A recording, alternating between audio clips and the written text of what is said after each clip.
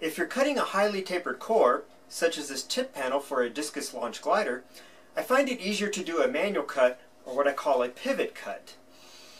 I find when setting up the automated method, if I end up with about 50% on the swing arm, that's a pretty good indication that a manual cut or a pivot cut might be easier to do. It's quite simple to do. You'll just take your hot wire cutting bow, fix one end of the leg, and then you'll cut along the bottom template and then the top template, and then that's it. There's not much to set up. There's a couple ways to do the adjustments, and I'll show you how to do that. Well, to use my bow as a manual pivot cutter, I drilled a hole in the fixed portion of my automated cutter arm. I inserted a brass tube in there so that this leg will fit in there nice and securely.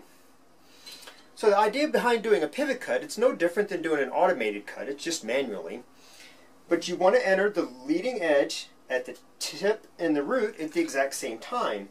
So we line the core up so that the leading edge is perfectly aligned with the wire. And then you would come back and do a test and look when it exits, because it should exit the core at the tip and the root at the exact same time. In this case, that doesn't happen. So what you do is you move this core either further out or in until that happens. And that's close, and you come back, and actually that's pretty close, and I'd actually cut that. There's another way to determine the distance the foam core block goes from the fixed pivot point. At tailwindgliders.com, I made a spreadsheet in Microsoft Excel. It works in OpenOffice as well, which is a free spreadsheet program. It's called Foam Cutter Calc, and that's used for the automated system. And I have another tab on there I labeled Pivot Cutter Calc. And you can use this with either the metric or English units. First you take the chord that's the narrowest chord, the closest one to the fixed pivot point, enter that into the yellow block, and you take the wider chord, the furthest one away from the fixed pivot point, enter that in the yellow block here, and then you enter the span of the core, and then here in the red it'll give you the distance from the fixed pivot point to the narrowest part of the core. Align your bow up with the leading edge, test it with the trailing edge, and it should be pretty darn close.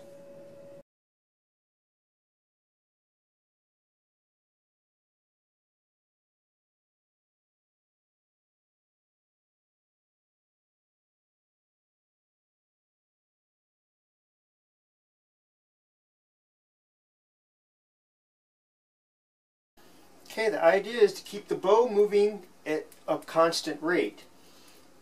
You don't want to go too fast, but you really don't want to stop. If you stop, it will certainly cut a hot spot or a dip down into the core.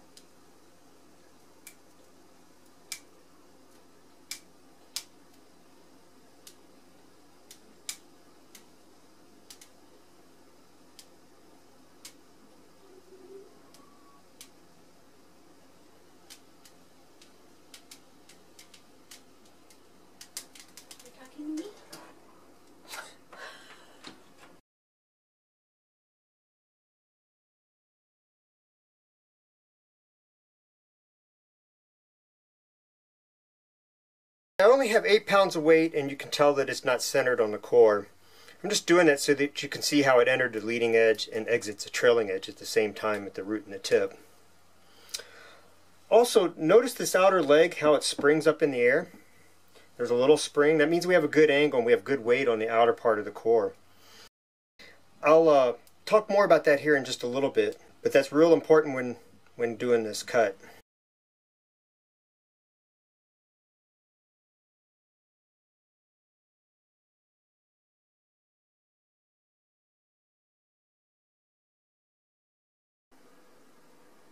Well, here I'm set up to cut a core for a left horizontal stabilizer for an aerobatic sloper I'm building. If you notice, I only have a template on the root and not on the tip. Well, if you're not changing the airfoil twist or the thickness of the airfoil across the span, you only need one template. And the last one I showed you I cut, I had a template on each end. And that's because I changed the airfoil across the span, and I also had a little bit of twist or washout in that airfoil. Well, there's not much to set up. It's about the same as cutting with both templates, except with your pivot point here and your height of your template, you get a little bit of an angle here. So if you were to cut the core like this, and then you were to cut the right half, when you vacuum bagged it, you would have a little bit of anhedral between the two halves of your horizontal tail. Well, I want my tail to be nice and straight across. Well, to do that, when you cut this airfoil, you need to have the wire parallel to the work surface of the table. Well, what height does that need to be? Well, here, let me show you how to determine that. To determine the height of the cutting bow, the height of the airfoil's cord line above the bottom of the template needs to be measured. To find the cord line of your airfoil, you draw a line from the center of the leading edge to the trailing edge, and that is the cord line. Well, then you take the template and you measure from the bottom of your template to that cord line, and in this case I get 1 inch, so I need to raise my cutting bow 1 inch above the table. Well, I determined I needed to raise the pivot point 1 inch, so all I did was cut a brass tubing that's 1 inch tall, placed a dowel in it to join them together, placed that in my hole, take the foam cutter, put it into the pivot point, and now I'm horizontal across the span.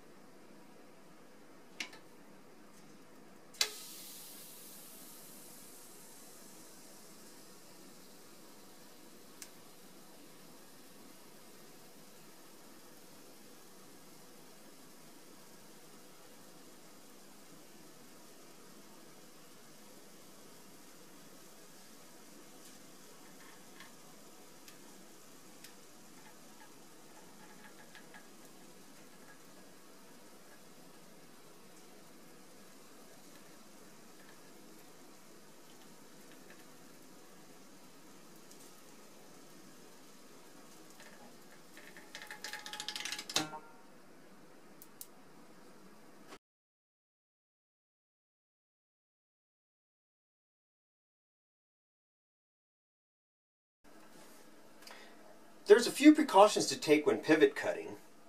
This is the core. It's been cut top and bottom. Came out real nice. And I've removed the top bed for clarity, and I have the top templates left on. When pivot cutting, there's plenty of weight on the template that is closest to the fixed arm, but because of the way the angle is, there's not as much pressure on the template that's furthest away from the fixed arm. And in the video, I was talking earlier about how this was bouncing, and actually that's not really a bad thing. That's telling me that I have good weight on the outer portion of this template. If this wasn't bouncing, it's probably rising up above the template, and of course you're not getting an accurate cut airfoil. It's not so critical when doing the top cut because the template is quite high. However, when doing the bottom cut, depending on how you did your templates, like this one's quite small, doesn't have a lot of height to it, but when doing that cut, this foam cutter wire, it may ride up, and it would ride up into the airfoil, and of course ruin the airfoil. You'd have to start over again.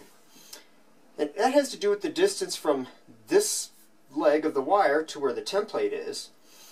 So you might have to use a smaller bow cutter, and especially if you have a lot of leg left past where the wire is, then it will really rise up. When I did my first cut, this was riding right along the table, and I have enough pressure for a cut. Turns out very nicely, but it's pretty marginal. If my leg was closer in, I'd have more distance above the table. When pivot cutting, the narrower cord, the smaller cord, needs to go to the fixed arm. I've been showing you how to cut a left panel for a discus launch glider, and we started from the leading edge to the trailing edge. However, if you're cutting a right tip panel, the narrow portion needs to go to the pivot arm, but then this is the leading edge, so then you need to cut the other direction. So that's how you cut highly tapered cores using the pivot method.